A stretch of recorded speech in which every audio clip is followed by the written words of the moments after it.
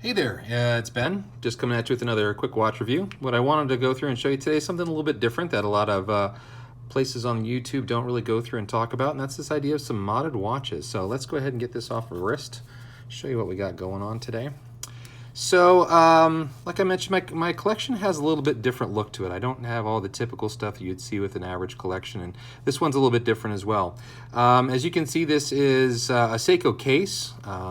This is actually a 7002 case, manufactured in November of 1994.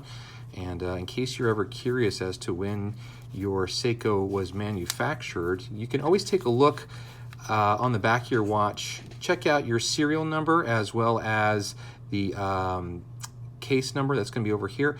Check it out. There's lots of places online for Seiko manufacturing dates that can tell you when this watch, at least the case on it, and if you still have the original movement in it, when those were manufactured. So that's how I was able to figure out that this case, it's part of the 7002-7000 series, was manufactured in November of 1994. So that's where we kind of learn a little bit about that one.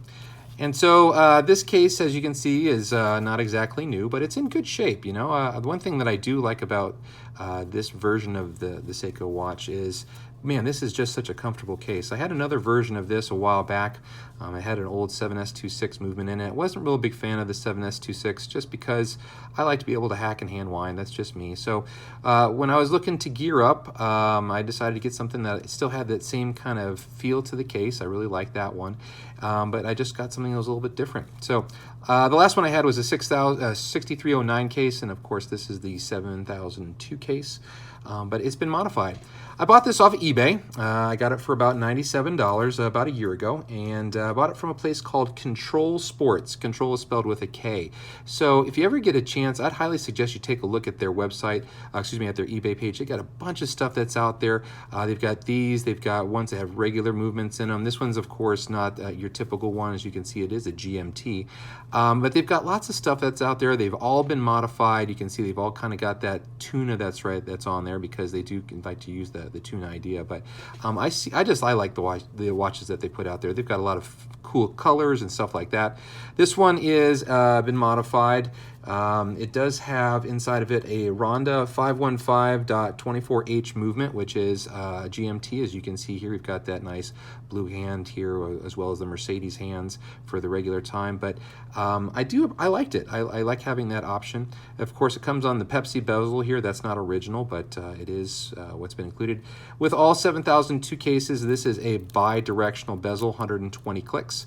So it doesn't exactly, it's not a great dive watch in that regard, because you want them to be unidirectional. But I like the fact that this was bi-directional. It allows you to move around. To be a real, if you wanted to, you can make this a true GMT by changing this out and making this more of, you could change this actually to another 3 time zone watch by changing this bezel out to have the 12-hour bezel on it. But I like this one as the dive bezel. The Pepsi, it kind of complements. You have the red and blue, the red, white, and blue on the bezel, as well as the red, white, and blue on the face, which is really, really nice. The face, I'm not sure if you can see that or not, but it does say MOT, which is MOP, which is mother of pearl, and in the right light you can see it does kind of have this. Unfortunately, I'm getting some reflection from outside, so you can't quite see it, but it is a mother of pearl. It has a unique sheen to it, nothing outstanding, but for a $97 watch that was modified from an original one, I'm not complaining. I kind of like it. Mercedes hands that are on there, of course, you've got the extra hand over there for your 24-hour. As you look around the outside, you can see that 24-hour time zone that's located right around there, and you can see that that's marking where everything is. When you're adjusting over here in your 4 o'clock crown, love the 4 o'clock crown. Some of my last video I did on the Sumo, I said the reason why I picked the Sumo is because it was 4 o'clock, because I didn't like the 3 o'clock digging into me.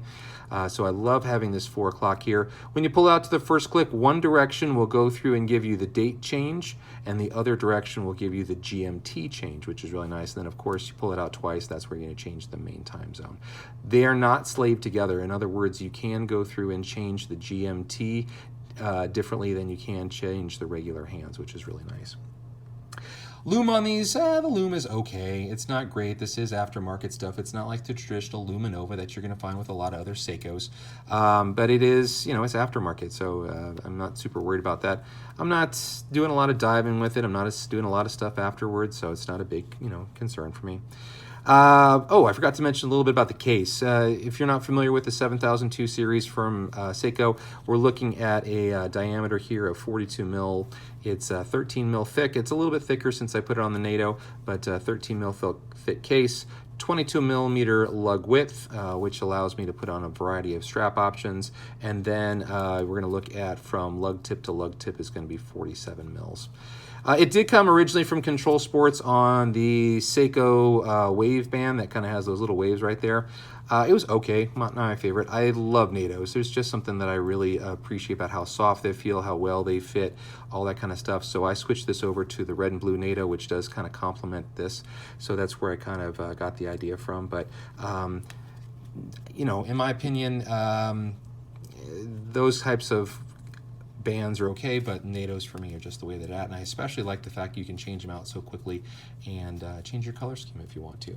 So that's, you know, if I had to buy this again, absolutely. In fact, I look at them all the time on their eBay page, on Kontrolsports' eBay page, and I look at other ones because I think my son might want to get one, or I might want to get a different color scheme. Would I buy this again? In a heartbeat. Anything less than $100 I would pay for something like this again. I just really like it. It's a fun watch, and I would definitely do it again. So that's kind of my take on it. So thanks much. I'd appreciate it if you could leave some comments down below. I'd love to hear about your thoughts about modded watches and how they fit into your collection, if at all. And I appreciate you taking the time to watch my video today.